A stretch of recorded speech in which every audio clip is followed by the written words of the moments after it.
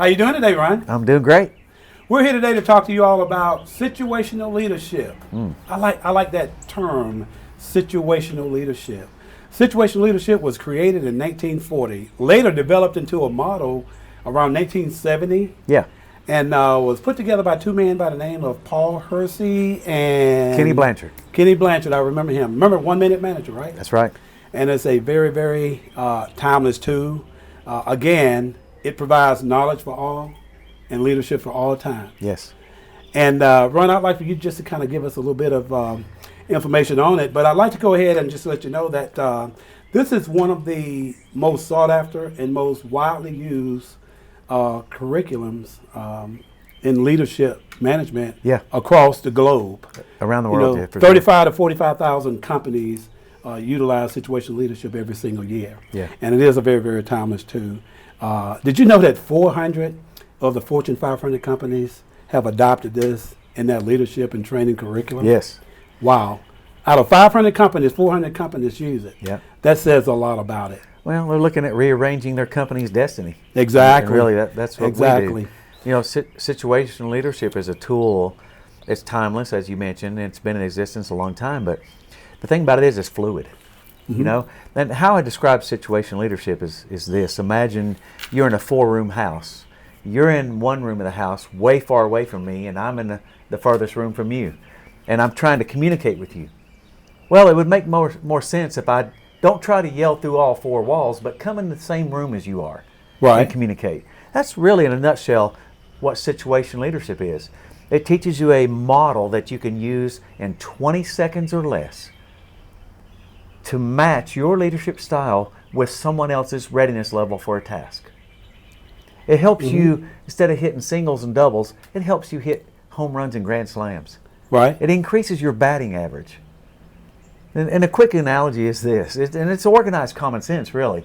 Let's imagine my wife says, "Hey, Ron, we want to go out to dinner." And I go, "Oh, yeah, let's go out to eat."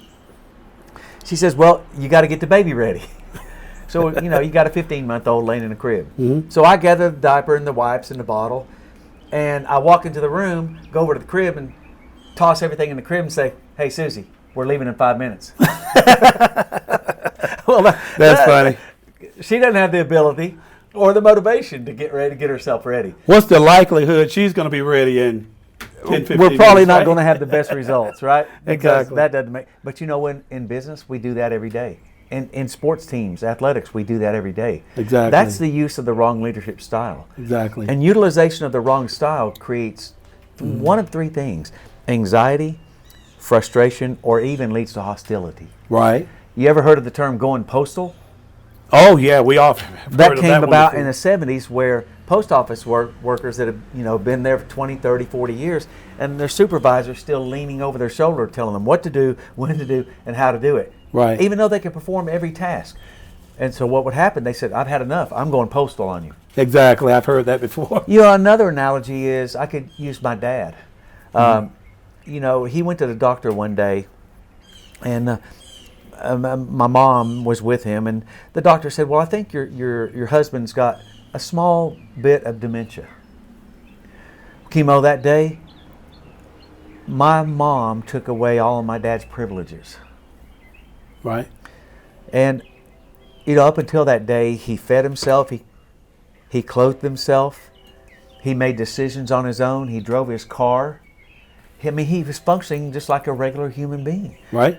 But that particular day, my mom started using the wrong style of leadership on him. She started telling him where he could go, when he could go to bed, what he could eat, what he could drink, what he could wear. He could no longer go to church. She took away everything that was his being. Wow. And I saw this beginning to happen, and I went to my mom and said, "Mom, you're using the wrong style on my dad." It was too late, chemo. You know, within a year, my dad was in diapers and a vegetable. He'd given up hope. He'd given up life. And what that did was, she was in this room of the house. He was in this room of the house. She pulled him back to her. Exactly. That's called the regressive cycle. You don't want to do that. Right. You want people to keep living their lives as they're capable of doing. And progressing going forward. Correct.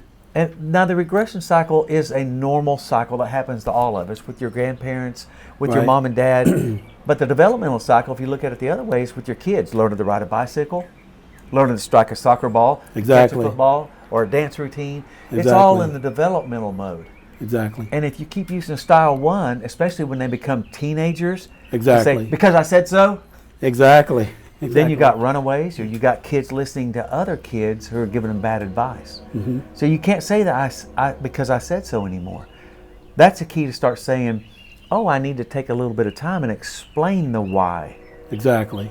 of what's getting ready to happen. So basically what you're doing is you're sort of matching, you're finding out where that follower is at. For a task. Exactly, for any given task.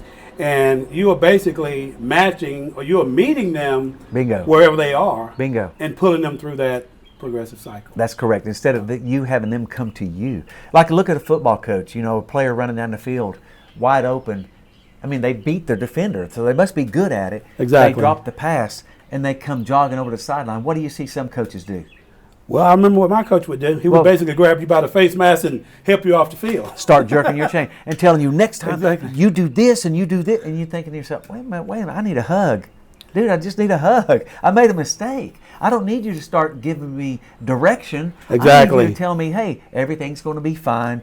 When you score next time, get your 15-yard penalty and Exactly. and enjoy Dance in the end zone. and enjoy Right. the moment. So that's the use of the proper leadership style. Wow. So if you want to learn more about situational leadership, Kimo, where do they go? Contact us at coreleadershipcoachingduo.com. Thanks, and y'all have a blessed day.